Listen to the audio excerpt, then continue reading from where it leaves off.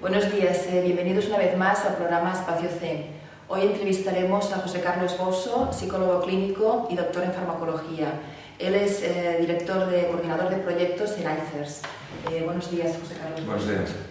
Me gustaría preguntarte cómo nace ICERS y cuál es la misión social de ICERS y en qué áreas de trabajo está investigando. Bueno, ICERS nace en 2009 a raíz de un documental que Benjamín de Loenen, que es nuestro director ejecutivo, hizo sobre la iboga y la ibogaína, combinando un poco pues, lo que terminó siendo ahora la misión y la función de ICERS. Este documental era un documental en el que se iba contrastando cómo se utilizaba la iboga en su contexto tradicional en Gabón, en ritos de paso.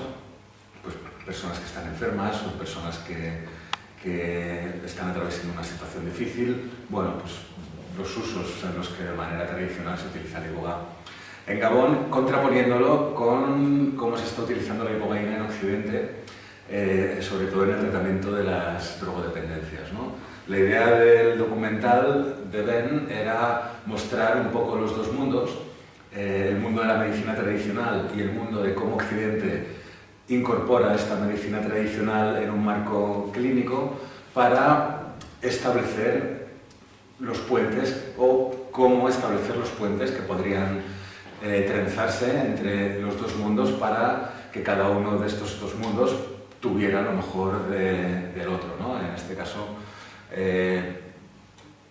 que el contexto tradicional sea reconocido como una medicina tradicional y que se respeten sus culturas, sus rituales y sus ecosistemas, algo que hoy día está probablemente más en peligro que nunca. Si quieres luego abordamos el tema de la sostenibilidad, que para mí es uno de los más importantes a día de hoy en el mundo de esta expansión tan alocada que se ha producido sobre el uso de plantas utilizadas por otras culturas. Y también que pueden aportar estas medicinas y este conocimiento tradicional al mundo occidental y moderno, ¿no? Entonces en la ibogaína esto es muy evidente. Es muy evidente cómo en Gabón está ocurriendo un problema de sostenibilidad en el que ya se arrasa con toda la planta de la iboga para producir ibogaína que luego es utilizada en las clínicas de desintoxicación en Occidente tampoco es que me guste la palabra, en el mundo industrializado, ¿no? Bueno, esta es la esencia del documental y esta es la esencia de ICERS. ICERS es International Center for Ethnobotanical Education, Research and Services, algo así como Centro Internacional para la Educación, la Investigación y los Servicios en Etnobotánica. Y nuestras actividades son múltiples, y cada vez además más múltiples, pero que confluyen en este objetivo o en esta esencia que tenía este documental de cómo se pueden establecer estos dos puentes. Quizá nuestro objetivo principal pues, es transformar la relación que el mundo occidental tiene con las plantas psicoactivas de origen tradicional, ¿no? Y que sean aceptadas y que las medicinas tradicionales pues, sean también aceptadas y en la medida de lo posible incorporadas, pero sobre todo reconocidas, ¿no? Que sean reconocidas al menos en los países de origen donde se utilizan estas medicinas tradicionales con componentes psicoactivos. Entonces aquí nos encontramos con esta paradoja de que muchas de estas culturas están utilizando plantas que llevan, bueno, pues que tienen una historia centenaria o incluso milenaria, que contienen principios activos que están fiscalizados por los convenios internacionales, ¿no? Entonces nos encontramos también con esta paradoja de encontrar que numerosas culturas a lo largo del planeta, pues sin que ellas lo sepan, están haciendo de alguna forma un uso medio ilegal, porque unos señores una vez decidieron en los años 60 y en los años 70 prohibir una serie de sustancias que aparentemente producían problemas en su mundo, sin tener ninguna consideración y sin que la sigan teniendo hacia las ricas tradiciones de estas culturas de las que tenemos mucho que aprender, pero que estamos volviendo a lo de siempre. En vez de tratar de aprender de ellos, pues estamos ejerciendo un nuevo colonialismo y unas nuevas vías de extractivismo, apropiándonos de sus medicinas, de sus rituales para contentar a los occidentales, que parece que son incapaces de resolver sus problemas existenciales sin tener que expoliar los recursos ajenos. Porque en este sentido tenemos por un lado el problema de la sostenibilidad, ¿no? Y por el otro lado también el tema de la legalidad o legalidad de los enteógenos en Occidente. ¿Cuál es la situación de la legalidad de los enteógenos en Occidente? Bueno, la situación es ambigua de los enteógenos. A mí no me gusta la palabra enteógeno, es una palabra también culturalmente muy occidental y que no responde a la realidad indígena. En las comunidades tradicionales no se toma ayahuasca para tener un viaje vertical y encontrarse con Dios. Plantas sagradas, ¿no? La medicina tradicional con estas plantas lo que tratan sobre todo es de curar. No tienen... Y curar en el mundo espiritual, pero el mundo espiritual, en el mundo tradicional, no es lo que entendemos nosotros con el encontrarse con Dios, ni tener unas creencias acerca de la trascendencia de lo que pueda haber en otra realidad, en la muerte. El mundo espiritual para ellos es un mundo físico, tangible, y es donde se produce la enfermedad y la curación y el uso de estas plantas, y por eso se llama medicina tradicional. No es buscar experiencias espirituales, es sanar enfermedades físicas y sociales, que esto es lo interesante de estas plantas, ¿no? Del uso tradicional, y que creo que es lo más importante que podemos aprender en un mundo en el que cada vez los seres humanos estamos más atomizados, más aislados en nuestras casas, con las redes sociales cada vez más destruidas, para una especie que ha basado su desarrollo evolutivo precisamente en la sociabilidad. Somos animales sociales y sin esa sociabilidad no hubiéramos llegado a tener el cerebro tan complejo como tenemos y a llegar a unas realidades sociales tan complejas. Pues parece que ahora estamos cada vez viviendo en contra de nuestra naturaleza, cada vez más atomizados y cada vez más aislados y cada vez más solitarios. Y hoy sabemos, ¿no?, que la soledad es la principal causa de morbilidad, o sea, de enfermedades del mundo contemporáneo, incluso de enfermedades mentales.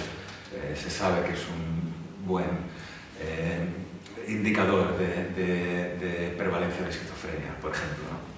Entonces, esto es lo que principalmente podemos aprender de la medicina tradicional, cómo no solamente puede servir para el tratamiento de algunas enfermedades físicas, pero sobre todo lo que trata es de restablecer la sanación social, el reintegrar a las personas dentro de la sociedad. Al final la salud mental no es más que una especie de desviación, ¿no?, incluso rechazo del mundo social, y esto es para lo que, desde mi punto de vista, es una opinión subjetiva y personal, es el mayor aprendizaje que podemos tener, cómo en las culturas tradicionales se utilizan estas plantas.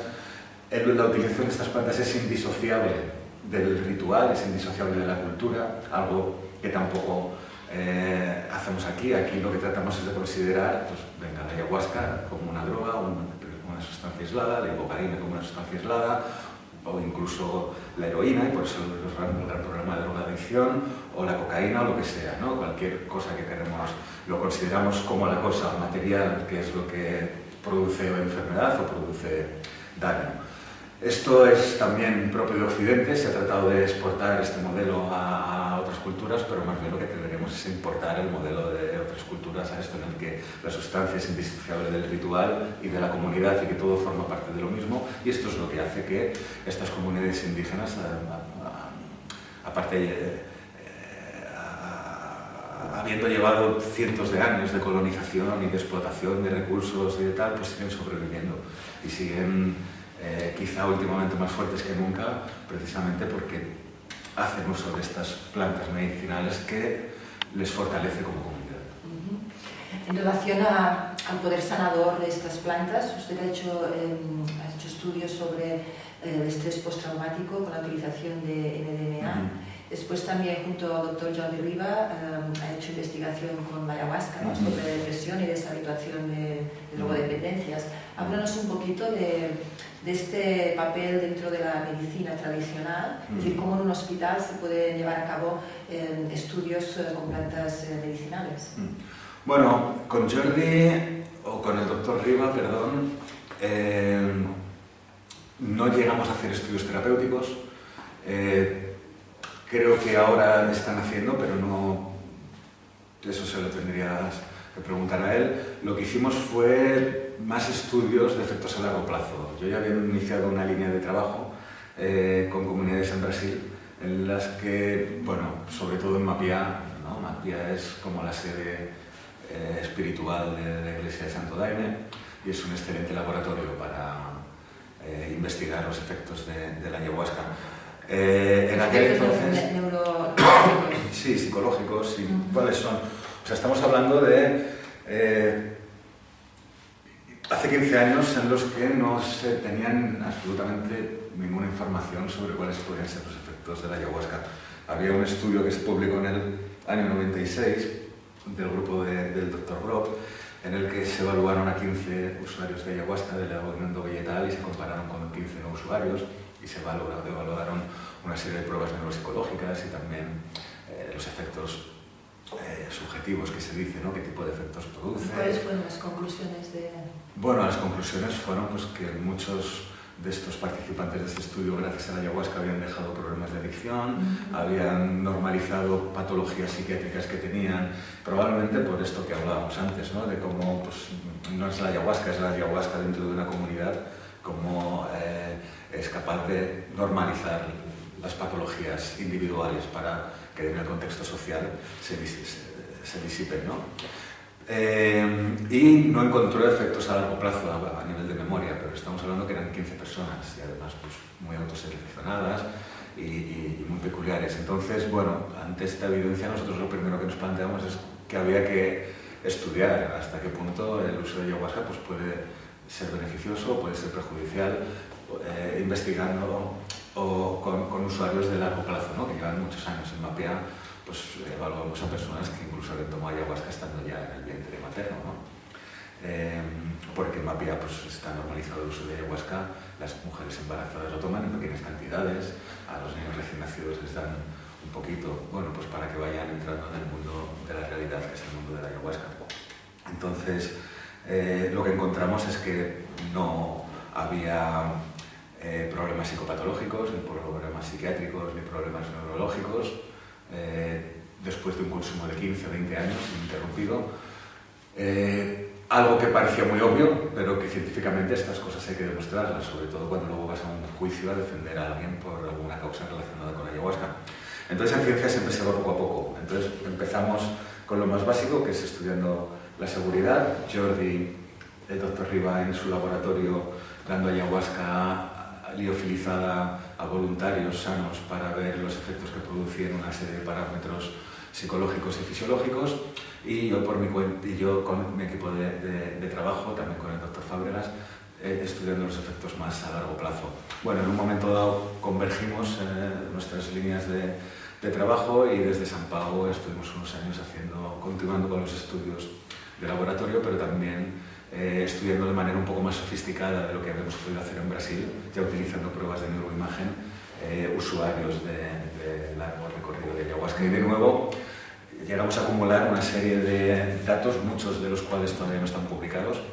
No sabemos si incluso seremos capaces de publicarlos algún día, porque la cantidad de datos es prácticamente inmanejable, pero los resultados a los que hemos llegado, no solo nosotros, sino también otros grupos de investigación, es que la ayahuasca se trata de un fármaco relativamente seguro, ¿no? Quedándose en unas condiciones, bueno, en la que el setting o el ritual o la ceremonia está bien conducida, en la que hay una selección de las personas, ¿no? No todo el mundo puede tomar ayahuasca, igual que no todo el mundo puede tomar una aspirina, porque si hay algunas contraindicaciones médicas y psicológicas. Contraindicaciones, ¿no? Como ocurre con todos los fármacos, hasta el final pues no deja de ser un fármaco y todos los fármacos tienen contraindicaciones y no pasa nada. O sea, no hay que alarmarse ni hay que pensar que porque tengan contraindicaciones esto es muy peligroso.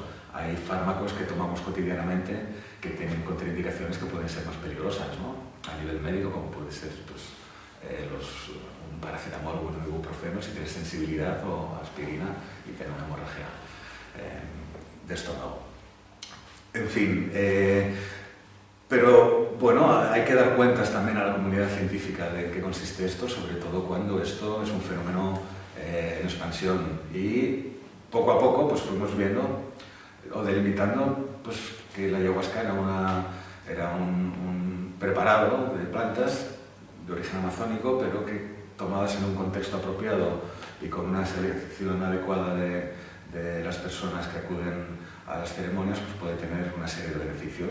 Entonces, digamos que poco a poco nos hemos ido moviendo de la esfera de la seguridad, que ya la tenemos bastante bien caracterizada, a cuáles son los posibles beneficios. Entonces, ahora hay algunos grupos trabajando en ensayos clínicos en el que se está dando ayahuasca, en los que participó el doctor Riva en el tratamiento de la depresión mayor, y nosotros desde AICES lo que estamos viendo ahora ya en la investigación, estamos huyendo un poco de la investigación clínica y de qué es lo que le pasa al blanquito occidental cuando toma ayahuasca aquí en Occidente, o cuando se va a Perú o a uno de los muchos centros, que es muy interesante, que es lo que les pasa, pero digamos que ahora desde AICES nos estamos enfocando, por lo menos en mi área, que es el de investigación, en volver de nuevo a cuál es la utilidad del tomar ayahuasca en las comunidades más tradicionales, con indicadores de salud, ¿no? En vez de con pruebas clínicas, con indicadores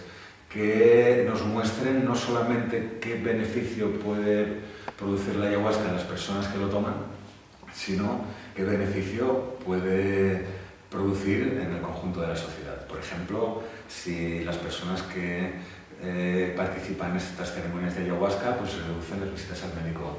Si reducen las visitas al médico, reducen el gasto sanitario, toman menos medicación, y esto, si se reduce el gasto sanitario, estamos hablando que se está reduciendo uno de los principales costes sociales del mundo contemporáneo, que es el gasto de sanidad pública. Entonces, digamos que un poco por ahí va nuestras líneas de trabajo en AICES a nivel de investigación. Luego hay otras áreas de las que yo no soy responsable, pero que puedo hablar, sí. En este sentido, por ejemplo, la industria farmacéutica es un negocio que podría ir en contra, ¿no?, de este tipo de investigaciones en plantas medicinales. Bueno, yo no veo a la industria farmacéutica tampoco como el demonio. La industria farmacéutica tiene sus intereses, obviamente, y como toda industria, pues su principal interés es económico, pero gracias también a la industria farmacéutica, pues hoy vivimos hasta los 80 años, ¿no? Que tengan interés en este tipo de plantas, pues no sabemos, hasta ahora no, pero a medida que se van popularizando, pues parece que sí, ¿no? Ahora pues hay un interés de una parte del sector farmacéutico por la psilocibina y su potencial tratamiento para la depresión, pero creo que eso es responsabilidad de los gobiernos, el que limiten la voracidad de la industria para acapararlo todo. Tampoco creo que la industria vaya a preocuparse mucho por la ayahuasca. La ayahuasca al final no deja de ser un fármaco complejo en el que hay múltiples principios activos y depende también de cómo se realiza la ceremonia. Al final la industria quiere tampoco tener muchos problemas, tener fármacos que puedan ser utilizados también en casa. No sé hasta qué punto le va a interesar estas plantas para explotarlas económicamente, o bien hasta qué punto va a tratar de frenar su desarrollo porque les esté perjudicando en el negocio.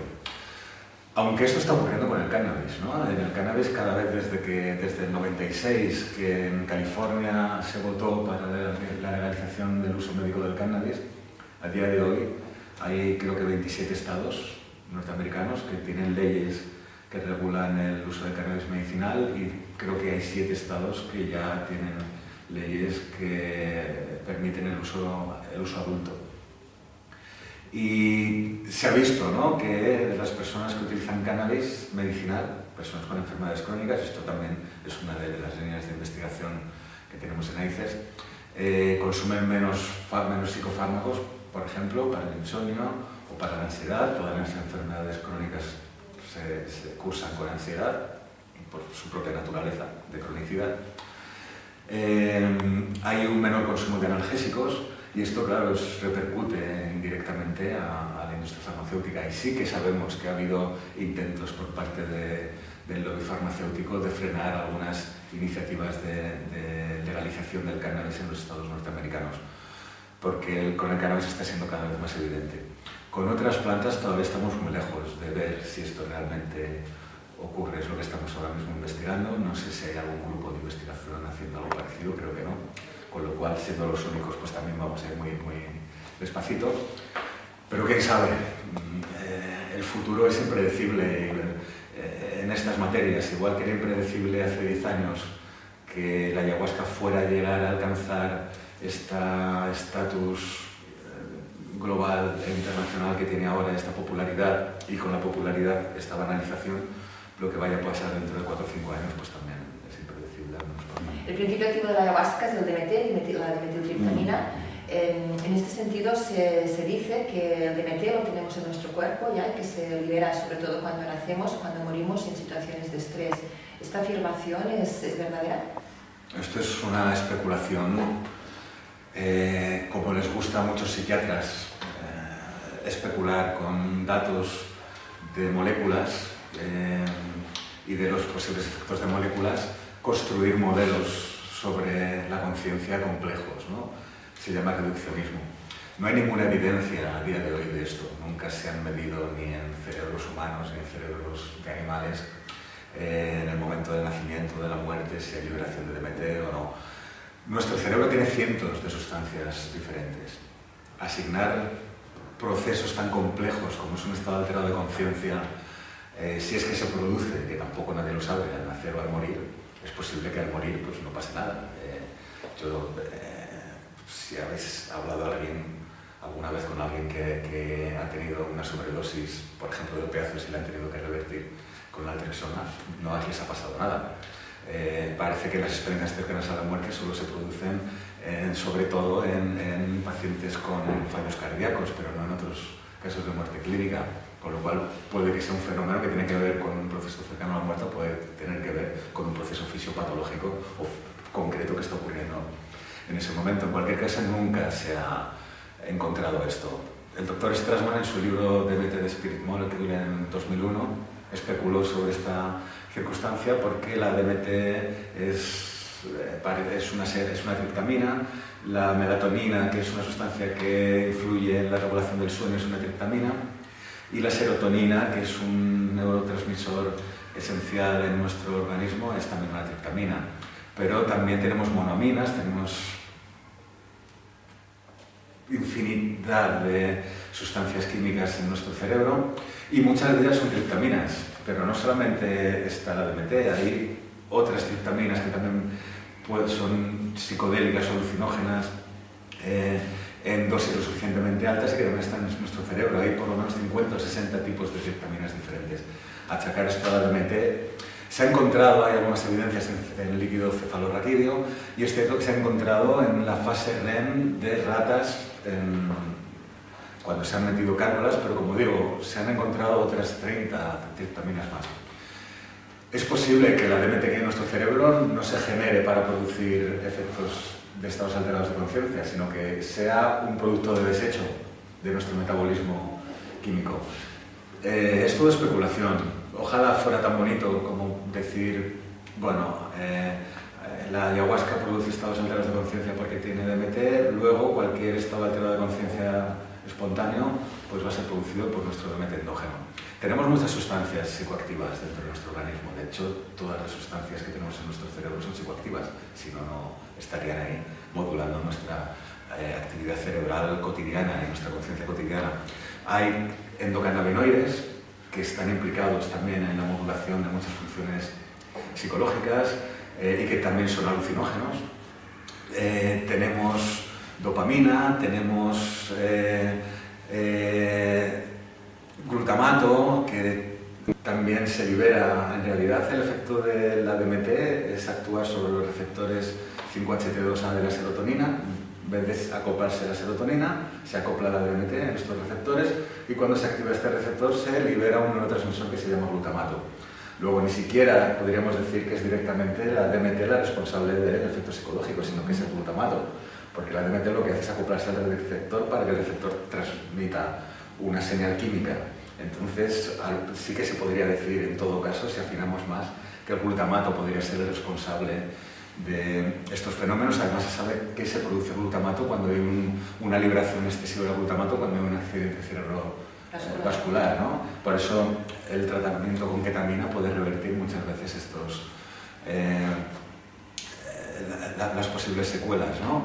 Y sin embargo es la ketamina la que produce el efecto psicoactivo, no el glutamato. Bueno, es altamente especulativo, no hay ninguna evidencia y está altamente criticado en la comunidad científica. El doctor Nichols, uno de los mayores expertos en farmacología de los alucinógenos, publicó hace unos meses un artículo en el Journal of Psychopharmacology, bueno, pues tirando por tierra esta especulación que paradójicamente pues, se ha convertido en una especie de meme a nivel de la cultura psicodélica, ¿no? Son cosas que pasan, ¿no? Y estas contradicciones que hay entre los descubrimientos científicos cuando no lo son, pero se quiere especular con ellos, y lo que se conoce realmente. No hay más. De la misma manera que cuando una persona está enamorada libera una cantidad de endorfinas y de sustancias con un fin biológico, en este sentido la ayahuasca y otras plantas medicinales podrían tener esta misma similitud pero con un fin espiritual. Podrían. A ver, la psicología evolutiva o evolucionista es probablemente una de las disciplinas más interesantes, pero también de las más tramposas, porque termina produciendo explicaciones tautológicas. Cuando algo se produce es porque tiene un fin biológico, este fin biológico tiene que tener como fin último la supervivencia de la especie. Se podría explicar todo fenómeno psicológico con este principio básico de la biología evolutiva, pero claro, esto tiene muchas trampas, porque la situación o la realidad es mucho más compleja. Se producen endorfinas, pero se producen también probablemente endocannabinoides. No se sabe muy bien qué se produce, la verdad, en un proceso de enamoramiento, porque creo que es difícil de medir, y aunque hay estudios de neuroimagen bastante interesantes relacionados con esto. Pero si jugamos al juego de la biología evolucionista, podríamos jugar a que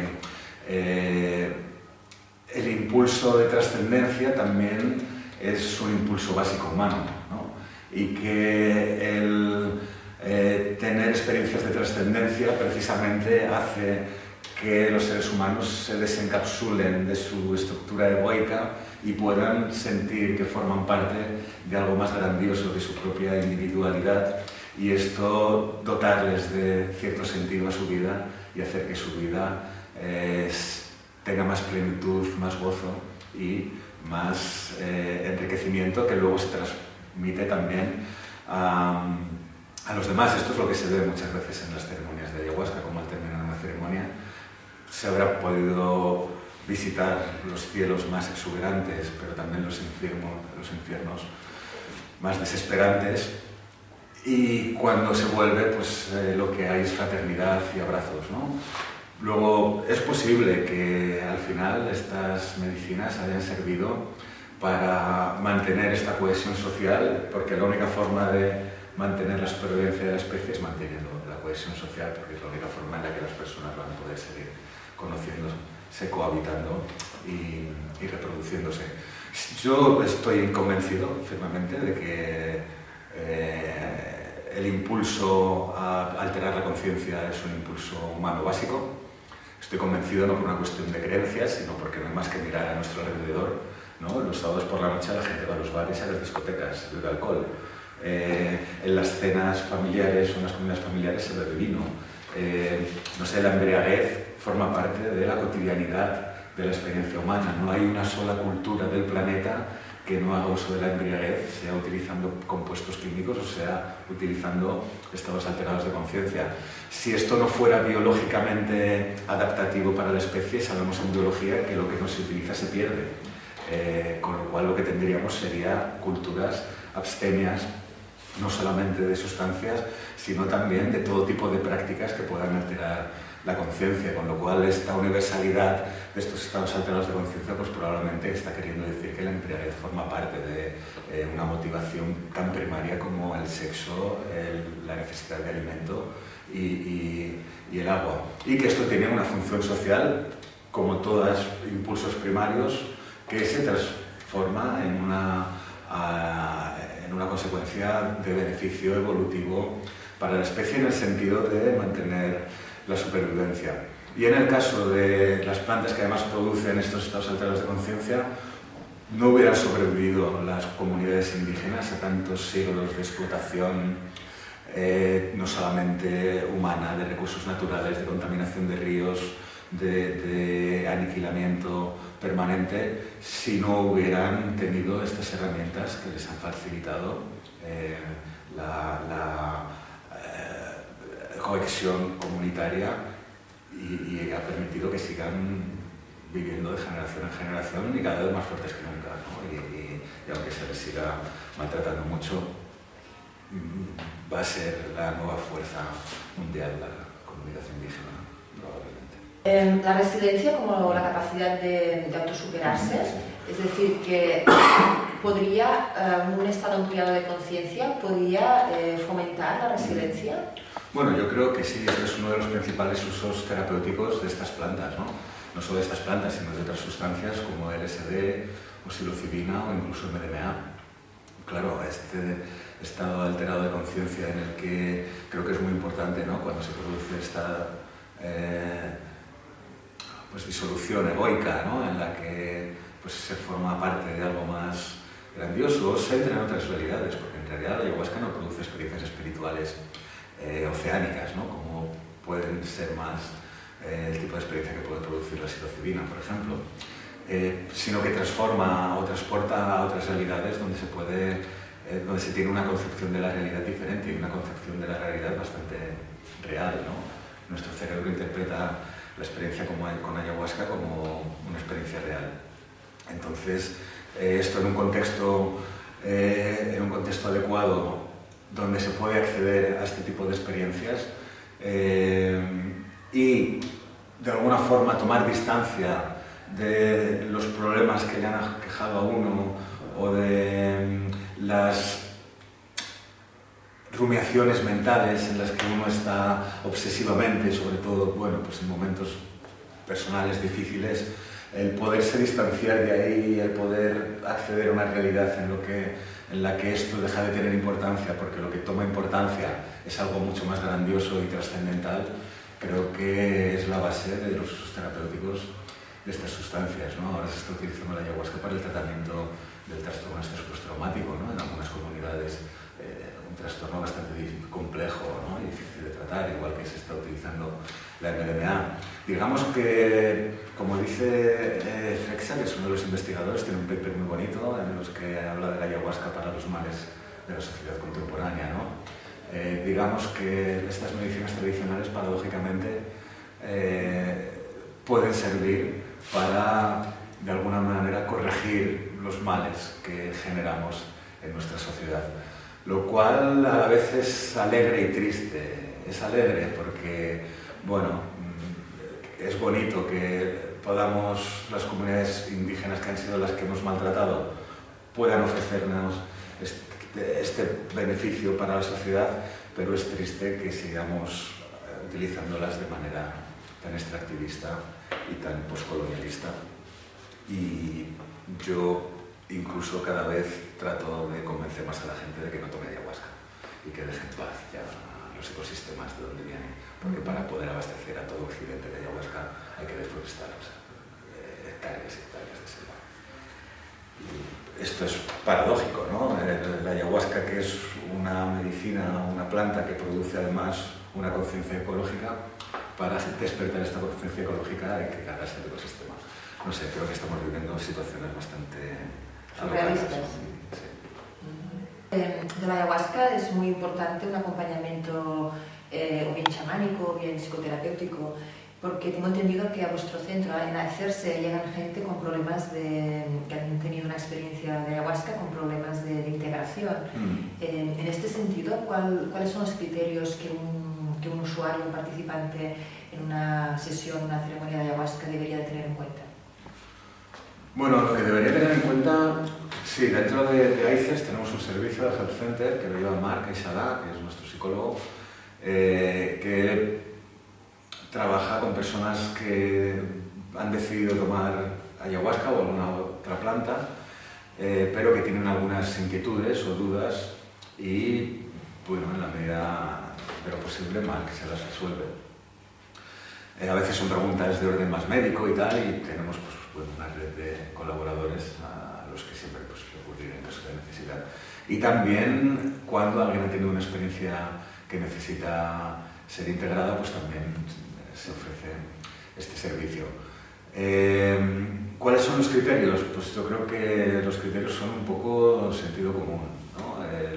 Cuando alguien vaya a decidir tomar ayahuasca, pues por lo menos tener una conversación telefónica con la persona que le va a dar la ayahuasca, que la persona le explique, le dé explicaciones, le advierta sobre los riesgos, le aconseje sobre los beneficios, que se dispongan de unas mínimas medidas de seguridad, que pues, la persona a la que va a dar la ayahuasca pues, no sea excesivamente,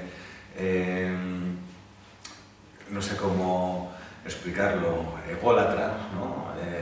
Y que bueno, pues, sea alguien que le advierte claramente de los riesgos y los beneficios y no le vende la ayahuasca como una panacea para curarlo todo ni para resolver problemas de todo tipo, ¿no? Básicamente lo que debería exigir a la persona que le va a dar ayahuasca es honestidad. La honestidad es difícil de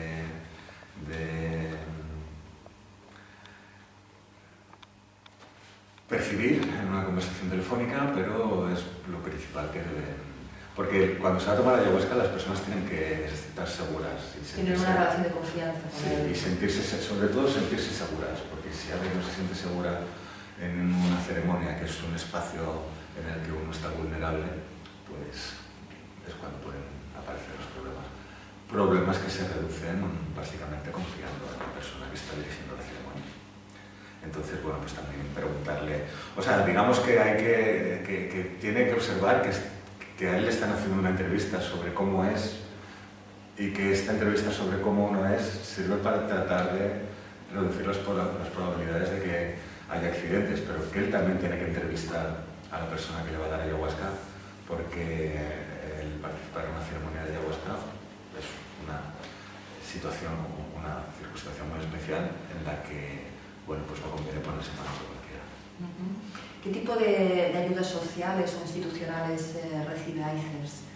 Bueno, básicamente recibimos dinero de filántropos y de mecenas a través de donaciones privadas, y luego tenemos una subvención importante, que es lo que nos ha permitido no solamente sobrevivir, sino también crecer, de la Open Society Foundations. Y tenemos un proyecto también de la Unión Europea que se llama Psyche Plants, en el que se enmarca, tenemos una página web y un espacio de información sobre plantas psicoactivas que han ganado popularidad en Occidente, y en este programa es donde se enmarca la actividad de Marc. También tenemos la Ayahuasca Defense Fund, que es el fondo de defensa legal para la ayahuasca, que hicimos un crowdfunding donde conseguimos pues, reunir bastante dinero para pagar la actividad de Constanza Sánchez, que es la directora del área de Leyes y Derechos Humanos, también ahora con Natalia Rebollo, que está colaborando con nosotros. Y el proyecto ADF tiene pues, también su propia línea de financiación, como digo, por medio de crowdfunding y por donaciones que vamos recibiendo. La ADF básicamente lo que hace es defender, hemos defendido pues, como 50 o 60 personas en diferentes partes del planeta que han tenido problemas con ayahuasca. En España pues, ya es habitual que vayamos a testificar como peritos expertos a los juicios, y bueno, pues la forma en la que podemos ofrecer este servicio es recibiendo donaciones. Entonces, bueno, pues desde donaciones puntuales de 25 o 50 euros que nos donan en el punto de la vida, hasta donaciones de mecenas que tenemos más o menos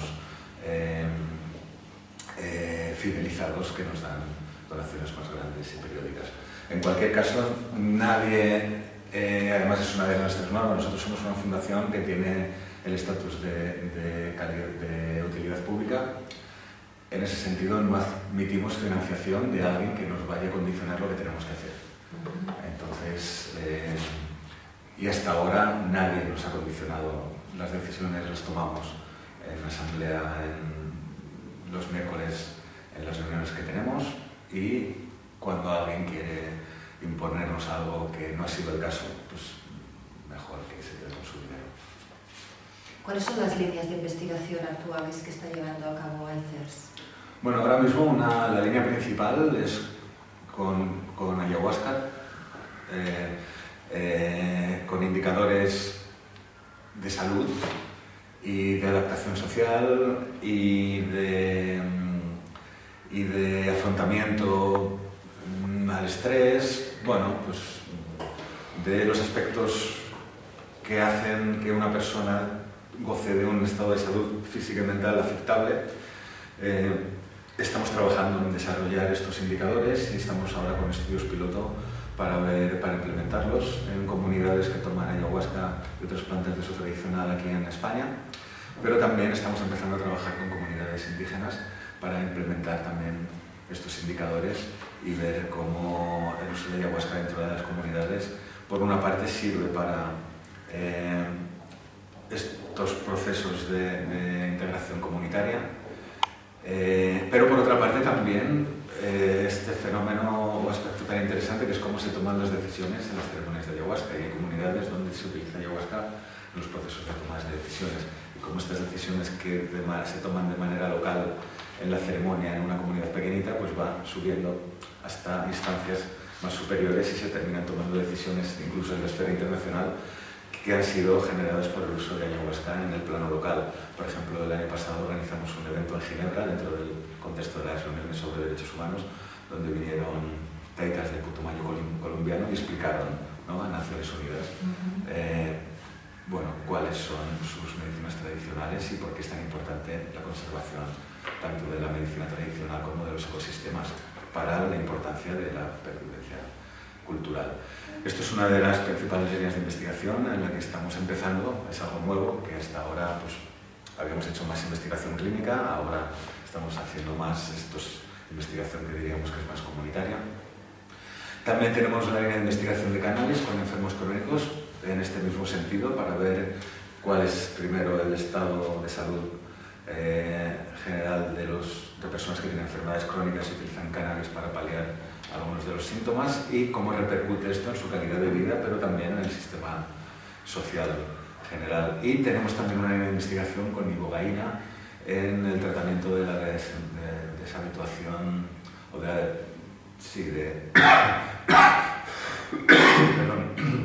la deshabituación de la dependencia al alcoholismo y también de la desintoxicación a opiáceos. Hoy día a España afortunadamente todavía no ha llegado la crisis de los opiáceos, o de los opioides más bien, que son opiáceos sintéticos, pero en Estados Unidos están muriendo cada día entre 90 y 120 personas de sobredosis de fentanilos y de análogos. Tenemos los casos tan evidentes, ¿no?, de Michael Jackson, de Prince y de tantos otros artistas, ¿no?, que han ido muriendo. Esto solamente pues, es lo visible dentro de una crisis epidémica para la que tampoco parece que haya muchas alternativas de tratamiento, a no ser que se aborde desde una perspectiva de cambio de políticas de drogas, por supuesto, pero desde la perspectiva clínica creemos que la ibogaína puede aportar mucho también, ¿no? Entonces ahí tenemos también otra línea de investigación.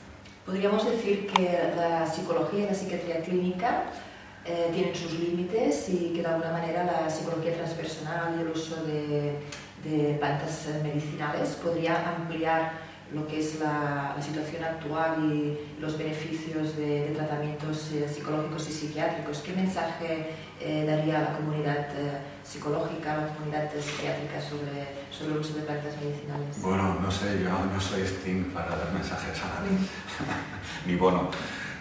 No quiero dar mensajes a nadie, cada uno haga y piense lo que quiera. Tengo mi propia opinión, que es la que puedo, que es la que puedo ofrecer sin necesidad ni pretensiones de que esto se transforme en un dogma, en una enseñanza.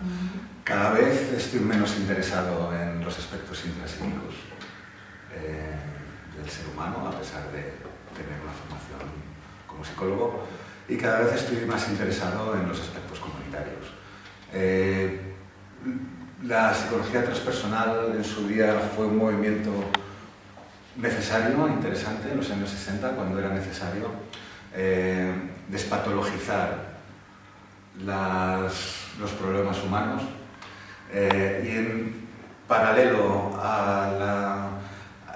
al engrosamiento de los diagnósticos psiquiátricos del DSM, que ahora van por el DSM-5 y en el que hay más patologías que nunca, creo que la psicología transpersonal fue muy útil y lo sigue siendo para tratar de despatologizar la condición humana y tratar de aportar un sentido trascendente o incluso espiritual, una palabra con la que tampoco me sentiría incómodo diciéndola, y aportando una visión diferente del ser humano. Entonces esto es muy interesante y es muy bonito que haya crecido este movimiento y que cada vez vaya creciendo más.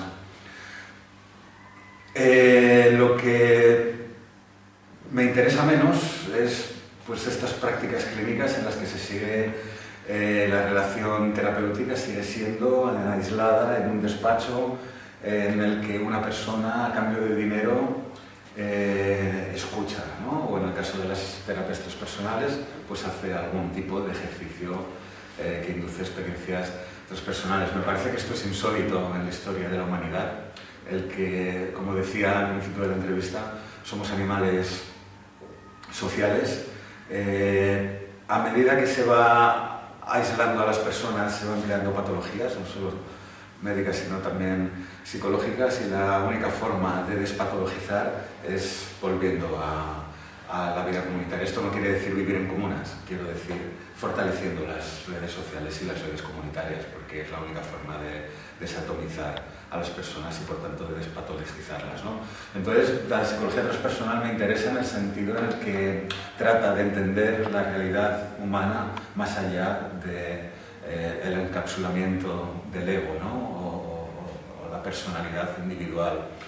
Pero sigue siendo intrapsíquica, por mucho que quiera abarcar reinos que van más allá del inconsciente o de la conciencia personal.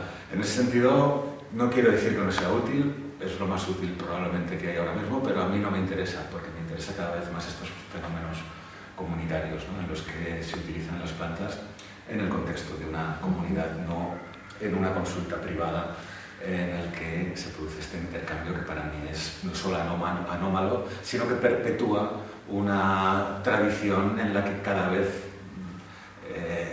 lo que importa es la experiencia individual y la experiencia intrapsíquica. Y esto a mí ha dejado de interesarme y por eso me interesa también cada vez más cómo se producen estos fenómenos de rituales de sanación, como lo llaman las comunidades indígenas en estos contextos comunitarios. Muchísimas gracias, José Carlos Borso, por esta entrevista. Nos despedimos aquí en Espacio Zen. Hasta la próxima semana.